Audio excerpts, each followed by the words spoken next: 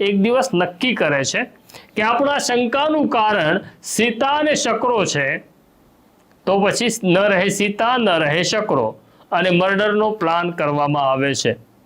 બનાવના દિવસે સીતા અને શકરો એકબીજાને મળવા માટે જ્યારે અહીંયા આવ્યા ત્યારે બંને ત્યાં પહોંચે છે અને પછી કમુ છે એ સીતાની હત્યા કરી નાખે છે. જ્યારે દિનેશ છે એ શકરાના માથામાં ફટકો મારે છે, કુવાડીનો માથામાં લોહી વહેવા લાગે છે, તે બેભાન થઈ જાય છે. પણ આખી ઘટના આત્મહત્યા છે એવું બતાડવા માટે તે શકરાના ગળામાં ચાદર બાંધી હુક સાથે લટકાવે છે.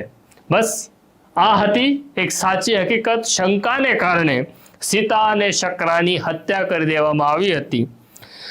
દિનેશ અને કમુ સાથે રહેવા માંગતા હતા, સાથે તો રહ્યા, પણ જેલમાં સાથે રહ્યા. તો આ પ્રકારની સ્ટોરી તમને ક્રાઇમ સ્ટોરી બાય પ્રશાંત દયાળમાં જોવા મળશે. આ સ્ટોરી તમને કેવી લાગી કોમેન્ટ બોક્સમાં જરૂરથી લખજો. પોલીસ સબ ઇન્સ્પેક્ટર તરીકે પોતાની કારકિર્દી શરૂ કરનાર ભરત પટેલ અત્યારે અમદાવાદ ક્રાઇમ બ્રાન્ચમાં આસિસ્ટન્ટ પોલીસ કમિશનર તરીકે ફરજ બજાવી રહ્યા છે. આ જ પ્રકારની ભરત પટેલની સ્ટોરી અમે તમને અહીંયા બતાડતા રહીશું, માટે અમને સબસ્ક્રાઇબ કરો. નમસ્કાર.